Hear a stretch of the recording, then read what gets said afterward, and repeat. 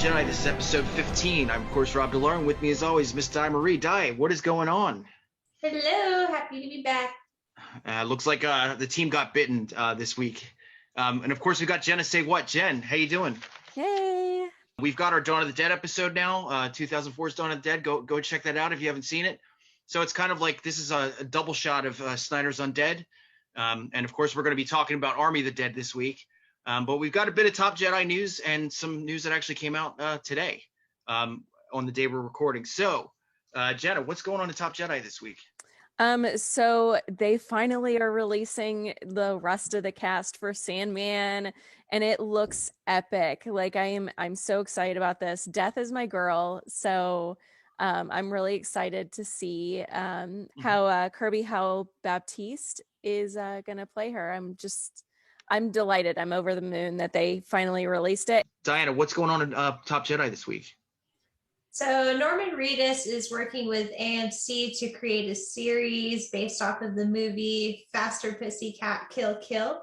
So if you guys aren't familiar with it, it's a film in 1965 by Russ Meyer. It's kind of like a low budget exploitation film. So it's about three go-go dancers who go on a kidnapping, killing spree in California.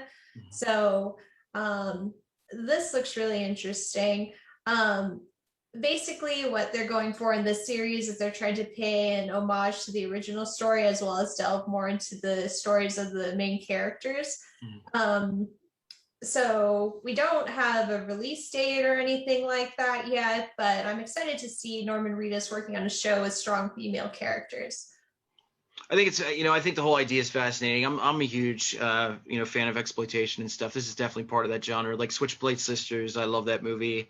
I love the old blaxploitation films, like Blackula when Pam Scream Blackula Scream when Pam Grier was introduced. Foxy Brown, all that stuff. I'm a huge fan of that too. So this is an old Russ Meyer joint, and the thing that's really cool about it is that the estate of Russ Meyer's actually greenlit this thing. So. Yeah, it's not like 100%. Norman's going behind anybody's back or anything like that. He's actually going to be very faithful to adapting this thing the right way in in a modern interpretation. And I think it's great. And obviously that just shows you the longevity and what Norman's able to do to AMC. I don't think they're ever going to tell him no. So we got some big news in Top Jedi just today that dropped, and I'm really personally excited about this because speaking of Walking Dead. Danai Gurira is actually getting her own offshoot series. It's a Koye from, of course, Black Panther and Infinity War, Endgame. I love the Dora Milaje. I love, what Falcon the Winter Soldier and, all these different offshoot shows are doing with those characters because it just shows how powerful those females are. And there's nothing tongue-in-cheek about it. It is like, just strong Black women, and they will kill you. There's no question, no questions asked. Jenna, what's next in Top Jedi this week? So funny that you mentioned that, or so Howard University named its Fine Arts College for Chadwick Boseman. So there was a change. Yeah, it's a beautiful thing because I know that he was very devoted to Howard. Yep. Gave money to Howard. He was always, doing like dissertations, when students graduated. And yeah, it's a beautiful thing, man. It still breaks my heart that he's not here because there's so much more that he had in his arsenal when it comes to his acting. I mean, just everything that he did in life, just seemed like a really just remarkable man, all across the board. It's it still hurts. It still really hurts. And it's going to hurt to see this, like this whole Black Panther incarnation occur and, him not being part of it, except for maybe, that they'll put a statue in his honor or something, in T'Challa's honor or whatever. That's beautiful though. I love that Howard actually did that. I do too. Di, what's next in Top Jedi? So with Evil Dead Rise, this will be coming to HBO Max by New Line Cinemas. Instead of taking place in the woods like it did in the originals. This is actually going to be taking place in the city. So the story is going to focus more on two estranged sisters that kind of have to survive these demonic entities. According to Bruce Campbell, the whole premise of Evil Dead is ordinary people overcoming extraordinarily terrifying situations. So I'm really excited to see where they're going to go with this. We don't have any release date as of yet, but they'll be starting production in New Zealand next month. Yep, that's true. And the only thing I have to say about this is, I mean, Bruce Campbell's been saying it for years. Like he likes the everyman. So if there's a plumber or something that gets thrust into a terrifying situation, like he's into that type of thing. Yeah. So these are two estranged sisters, according to the plot summary. Who already have their own internal struggle going on when it comes to their family. It's a dynamic. Yeah. And then, so that seems pretty fascinating itself. Because I stand by the remake. I love the character of Mia. I love the fact that she was a recovering heroin addict and they were trying to get her clean and all that stuff. I think it worked really well. So I think they know what they're doing, and if people don't like it, the only person they can throw a rock at is their heroes, because Sam Raimi and Bruce Campbell are the ones that are helming the wheel on this one. So Jenna, what's next in Top Jedi? So maybe seeing another Snyder hashtag, going around, which is the release the Snyder punch. Jenna, I know, sucker punch. Jenna Malone and Abby Cornish have been tweeting about it. They want the Snyder cut released. Abby Cornish now? Really? Get out. Yeah, of Sucker Punch. So me personally, I'm really excited about it. I thought it was a really good film. But I mean, we are seeing Snyder cuts being released. Nothing is official, nothing's set in stone. He hasn't really spoken about it, but like, man, if we can. I think when he did his interview, he did a career retrospective with Vanity Fair, and I think that was the time where he actually said there is a definitive director's cut for Sucker Punch without any interference. He said, "I'm just going to say that out loud." And that's a dog whistle. Yeah. I mean, no other way we're seeing it right now. Like the alarms are being sounded. They're like, yes, give us a Snyder cut. Like, yeah. And the thing that I loved, about, it's funny because I've always enjoyed Sucker Punch, for the visual aspect and for what it was. Yeah, it's a beautiful movie.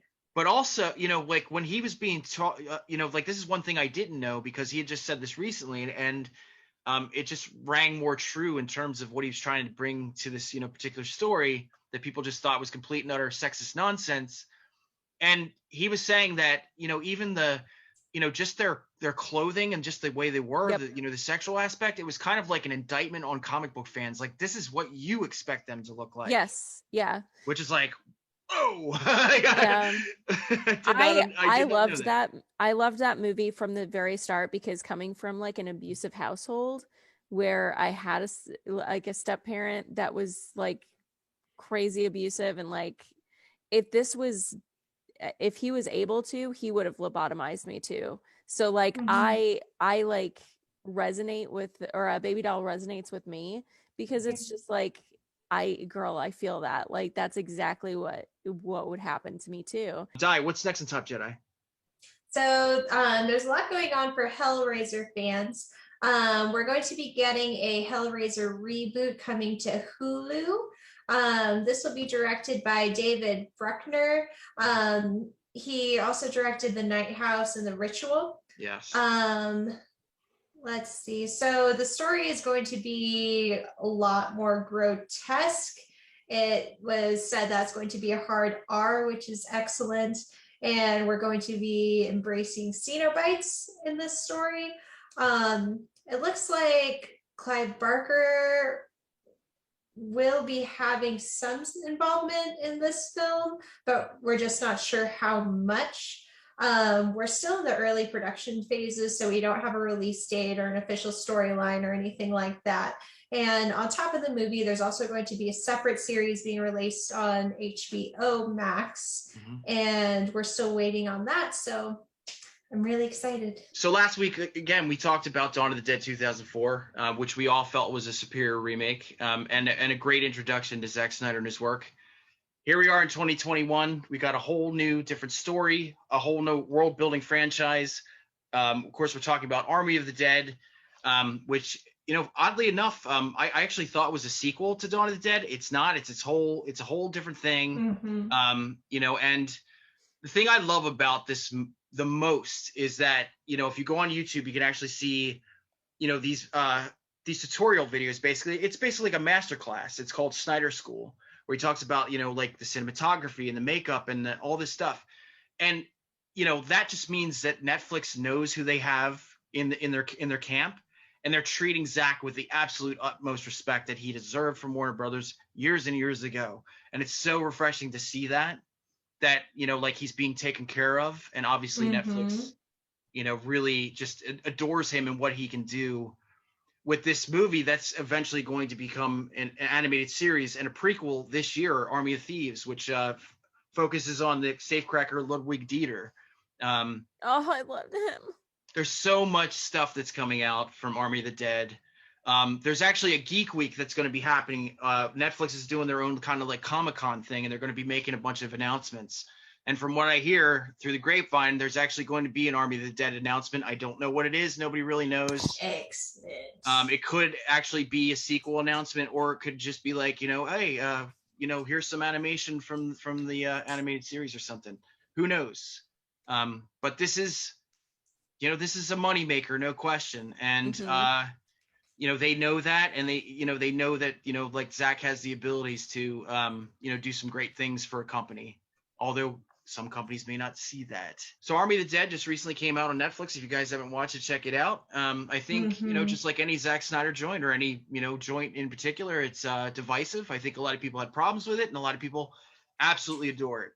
I enjoyed it quite a bit. I really enjoyed it. I do have my issues with it, but it was an entertaining ride from beginning to end. And I really don't have any real negative things to say about it. But I don't know. What did you guys think of your experience with Army of the Dead, Diana?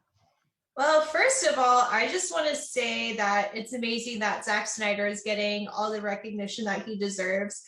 I obviously follow a lot of horror pages on social media, and even my friends that don't like horror movies, I see them talking about it. And I think that this movie is very well received by the public. And I don't know, I just thought that it was really scary. It was funny. It had all of Zack Snyder's trademarks in it that I enjoyed watching. And the way that he brought these undead characters to life was really unique compared to what we've seen in other zombie movies, just like what I've expected. So I just thought it was an amazing movie all around. The only complaint that I had about it was I thought that it was kind of predictable. Yeah. But other than that, the special effects and the characters were awesome. What did you think, Jenna? I mean, I know you probably had a different experience because you're terrified of zombies. So. I am. I'm terrified of zombies. However, I was just like, oh my God. Like I watched that movie on 2 times speed because I was like, my heart can't take these movies. So like I rushed through it. And like, even with it at 2 times speed, I got everything from it. But like, oh my God, I want to know everything about the zombie, like king and queen. And like, I have to know because like, I want to make her outfit so bad now. And I've never wanted to be involved in zombie lives. I've never wanted to cosplay a zombie. And now totally shattered. I love this movie. Like, this is probably my top #1 zombie film now because I just, wow. God, it was so praise. good. I don't think that the people bar were was set expecting kind it of to low be that though, good. so like, Yeah. But yeah, I thought I was going to be terrified of the fast running zombies, but you know why? It's because I like rules. the reason that I like Halloween and things like that is because you have your set rules. Those zombies had set rules. He just broke the code, everybody. Yeah, and I want to give a shout out to the two main actors that did play the alphas, and that one of the actually Zeus or the King was played by Richard Citrone. Yep. And I had mentioned before when we talked about Army of the Dead that I was getting Ghost of Mars vibes from the trailers when they were released, and he was actually Big Daddy Mars in John Carpenter's Ghost of Mars. So yeah, I rest my case on that one. And of course, Athena Perample, who played the Queen zombie, was amazing, and just the way she was lithe and her movements, and I believe she's a ballet dancer, is what I read. Yes, and also a stunt woman. Yes. She just did some stunt work for WandaVision, believe it or not. She despite being a zombie, she still had like that creepy kind of like pose, but it was so beautifully like I oddly in a weird graceful. way thought she was beautiful. I really did. I thought she was and I also wonder if the reason that they put this specific actress into that role is because that costume looks like a dancer costume. Well, it looks like it was just like a Vegas showgirl that just got pulled off the street by the main alpha, and that's why she was wearing the costume. I want to know about their love. I want to know everything. I want to know how they met. Did they have long walks on like the sand, like next to like the lake or whatever? I don't know. Where do zombie babies come from? Oh my god! They probably just met and then just started like sniffing each other like dogs. Like, oh, but that's still sweet. Like, oh, I bet he just was like smitten with her. Like, how did that whole relationship happen? How did they become the king and queen? Like, we need these answers. So let's talk about the performances. I thought the characters, for the most part, were standouts. And it was interesting, like even the YouTube influencer, like, he was just like all hot air, like he honestly didn't really do anything. It was, it was, like his buddy Chambers, who obviously was a, kind of a carbon copy of Vasquez from Aliens in so many ways. Yeah. Bandana over her head.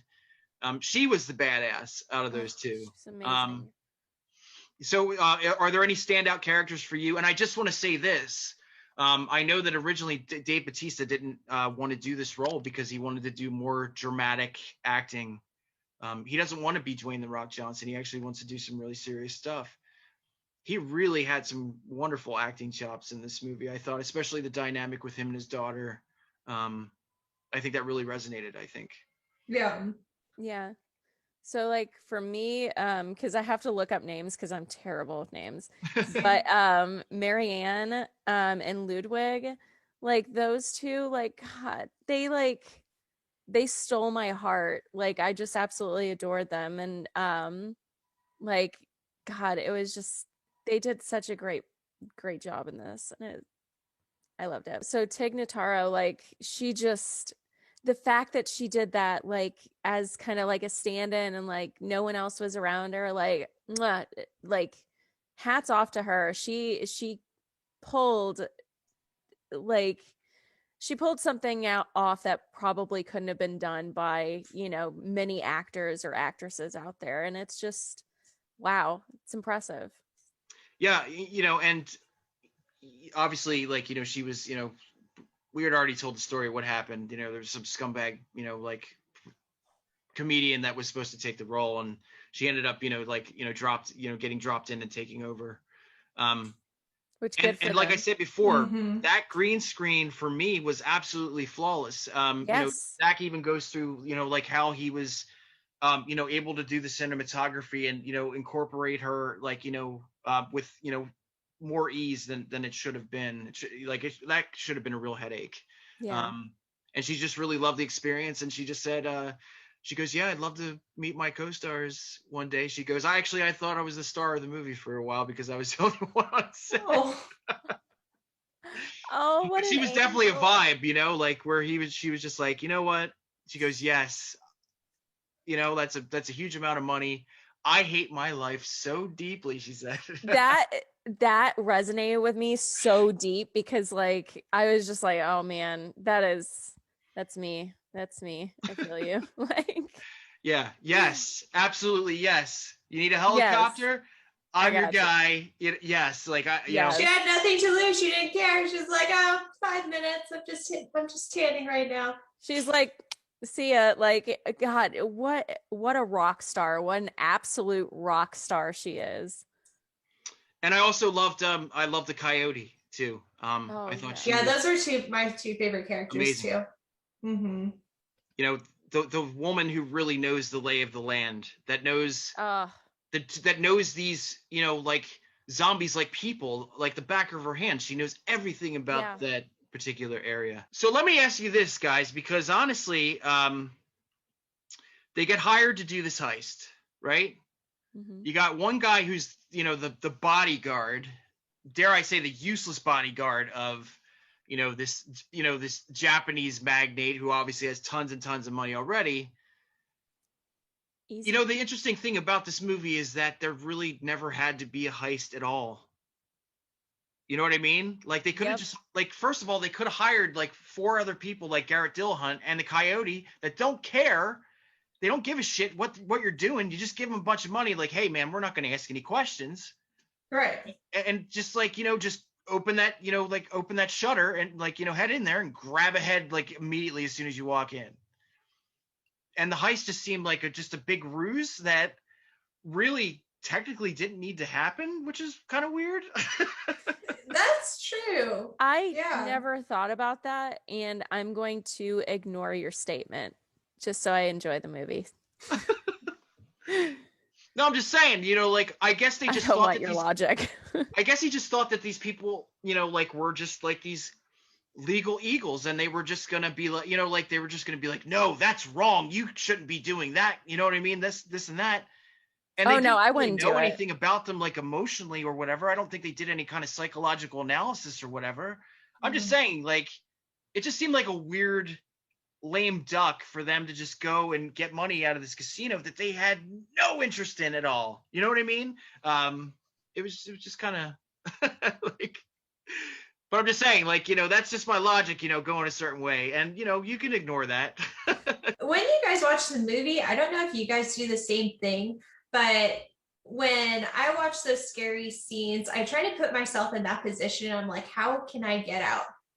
You know what I mean? Like I'm terrible with names too, but when they drag that one character into the hotel that's being sacrificed, Mhm. Mhm. I just kind of put myself in that position. I'm like, what would I do? And then I just thought that scene was really effective because I just felt really claustrophobic and it freaked me out. Yeah. And I haven't been that creeped out by a movie in a long time. So I just really loved how they played those scenes out. Well, if you actually look at these Snyder School videos that he's doing on YouTube now, you know, like he actually used like, you know, he did use modern cameras, but he was using like these old lenses from like the 60s or whatever, because it gives you kind of like this like, you know, creamy feel when it comes to the actual, you know, like visual themselves. It was all shot in natural light, and like he had a very, very small depth of field when it came to the actors. So like I think it was, you know, it was built to look claustrophobic that way because like, you know, it Yeah, was it such a was small perfectly enclosed done. space for, you know, Mhm. him to actually film in or whatnot. And I think that was very effective. You know, just you know, the natural light, I think like that's unique. You don't really get to see that a lot. You know, I know people like, you know, cry and scream about sunspots and stuff like that. But I Yeah, there really was some honestly felt like I was with stories. that team because of the way it was filmed. Um, I thought that was really beautifully executed. Just the actual, you know, the cinematography itself, which was all Zack. The direction was Zack. The screenplay was Zack. The cinematography was Zack. Um, he's amazing. I mean, there's no, I'm not gonna mince words. What was your favorite moment in the entirety of the film? Oh, there's so many. Oh. As sad as it was when you saw um, the king's seeing his queen's corpse Oh and then yeah. him seeing the fetus. Mhm. I thought that was really effective because I don't think we've ever really had a movie where zombies had that type of emotional depth. Yes. So Oh, that well, was iZombie, but that's Yeah, that's true. That's very true. but yeah, as far as zombie flicks go, no. I loved it. That Well, I was- mean, you could also say that, like, because I'll say it right now. I mean, obviously, it's an LA zombie story, but Death Becomes Her is definitely a zombie film. Oh yeah, that's right. Yeah. For sure. Also in the beginning of the movie, with the mother trying to find her daughter. Oh God. Oh, Yeah, let's talk about that montage because, we don't really see a lot of people that are actually, they're telling a story within a story. yeah. Right. Where Snyder was really, like that was the prequel. If you were really seriously paying attention, Yeah. It you was. found out everything that you needed to know, that this team, the reason why he got certain members of this team together was they were part of this search and rescue Yep. situation in Las Yep. Vegas. And, like, I just thought, oh my God, it was so amazing. Just, that how was he so did that. beautiful. Like it was so beautifully done. It like Like oh how my you randomly God. just see Liberace in the beginning of the montage. Yeah, Like, it's hello, There's so welcome to Las many Vegas. And then random all of a weird sudden, like, the Easter zombies eggs. start running around. It's it like- it was so beautifully done. I've never seen anything like that in any film that I've ever seen. Like it was so good. And he brought Richard Cheese back from Dawn of the Oh, Dead yeah, he did. 2004. He It was Richard Cheese and Alison Krauss doing Viva Las Vegas. Yep. Yeah. Yeah, that was just really super effective because, like I said, like it was like a movie within a movie. Yeah. Just I don't think people use the, like when they use a montage, they just use it in like a, like in a Rocky way, like, oh yeah, we're exercising or whatever, Yeah. we're cleaning a house or whatever. But there's so much imaginative, great things that you can do with the montage and an opening of the film that a lot of people don't. Oh, let's talk about the tiger. The zombie tiger that used to belong to Siegfried and Roy. Yes. What do you guys think of that? Savage. I love that I there were love zombie animals. I think the one film that was actually going to try to touch on that was Train to Busan, because if you remember the beginning of that movie, the deer actually like kind of eerily gets up, and it's like an undead deer in the beginning. Yeah. So I do love the idea of animals, being interjected into this world. I thought it was great. I thought it works really well. Yeah, especially with the king and queen storyline, I thought that was perfect. Any thoughts on the tiger, Jenna? I liked it. I thought it was like kind of a nice way for that dude to die. Oh, totally. Oh yeah. True. Absolutely. Justice. That tiger did exactly what I wanted to do. And here's the other thing. I don't understand why he was trying to screw them over and kill them all. They had no idea what his plan was. Yeah. He just wanted So basically, it was just like, I'm going to lock you guys in here just to be a dick. Yeah, he was a psychopath. I think so. Because there was really no real motivation of why he'd want to murder every single one of those people. He's trying to kill. I think they were all very, to most degrees, they were kind to him. I would, you know what I mean? Like, yeah, they weren't like, thrown up against the wall, like, listen, this is our mission, and you're going to do what we tell you to do, or anything like that. It was just like, right. He's a dick. But he got his, and like in brutal fashion, that was incredible when he got well deserved face chewed off by the tiger. And the way the tiger was toying with him too. That's a good kitty. So let me ask you guys this, because we are, like there's so much we could talk about when it comes to this film, but what do you actually want to see come out of this? Because obviously, we have a character who was bit, by an alpha. So of course, like it seems like he's heading off to Mexico City. Am I right about that? Right. Yeah. And, obviously he's going to be the next outbreak if I had to take a guess. But what do you guys want to see from this particular franchise, in terms of your own like hopes and dreams, loving the movie as much as you did?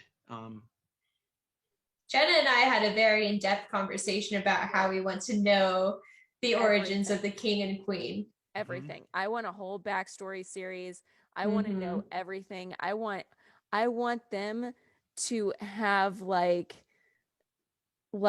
some like 80s like soundtrack music playing as she flips her hair and he looks over at Saxophone. him and he Yeah. looks at her and he's like, yeah, that's the one. That's what I want. Like a WandaVision with zombies. Kind of. Yeah, I want a zombie romance film, TV show, one hit. I don't care. Just give it to me because I need to know. I need to know Right. how they connected.